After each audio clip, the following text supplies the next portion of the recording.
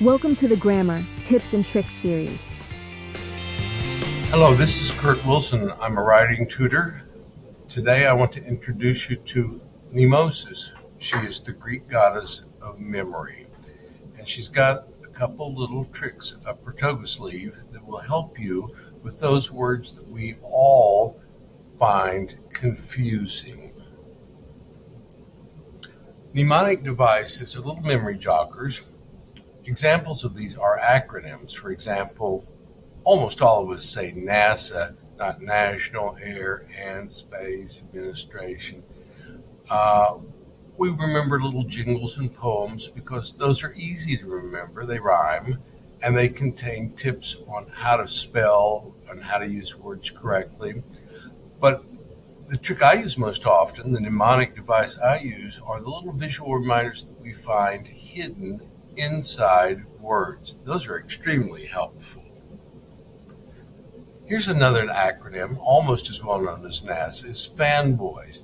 There are 7 words, 7 conjunctions that we use inside sentences to glue together fragments and sentences, or glue 2 short sentences together into a longer one. But who can remember all 7 of them? That's why we invented fanboys, for and nor, but, or yet so. That's an acronym that helps keep us on the straight and narrow.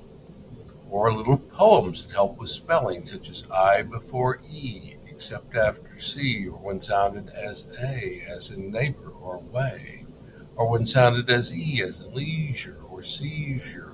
That helps us with spelling. But as I mentioned earlier, one of the really helpful things is to look at words carefully. Often there's a little interior clue as to what that word specifically means. Notice this picture of the capital. Well, is it capital with an AL at the end or an OL? The national capital is Washington, D.C. That's got an A in it, ends in AL. But that specific building where the government meets, the one that has the big white dome on it, that's capital with an O in it. How do I remember that? Because that O in Capitol looks just like that brown dome on the Capitol building. That's how I remember. Here are other visual mnemonic devices.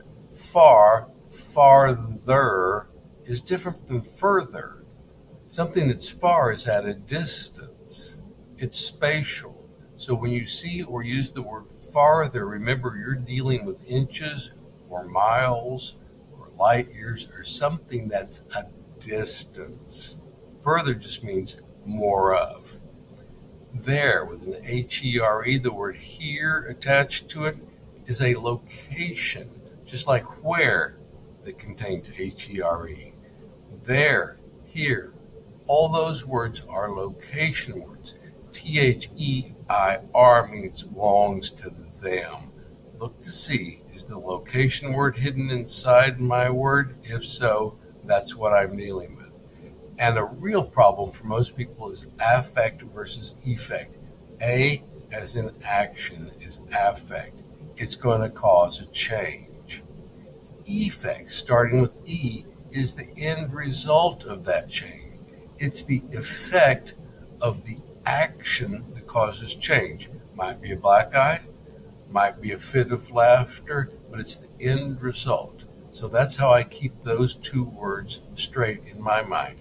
Whenever you find yourself confusing words because they sound and look a lot alike, look at them carefully. Inside that word is going to be a little visual clue to its specific meaning, and you won't get them complicated one with another anymore. That's a wrap for today's episode of the Grammar Tips and Tricks series. Thanks for watching. If you enjoyed this video, don't forget to hit that subscribe button.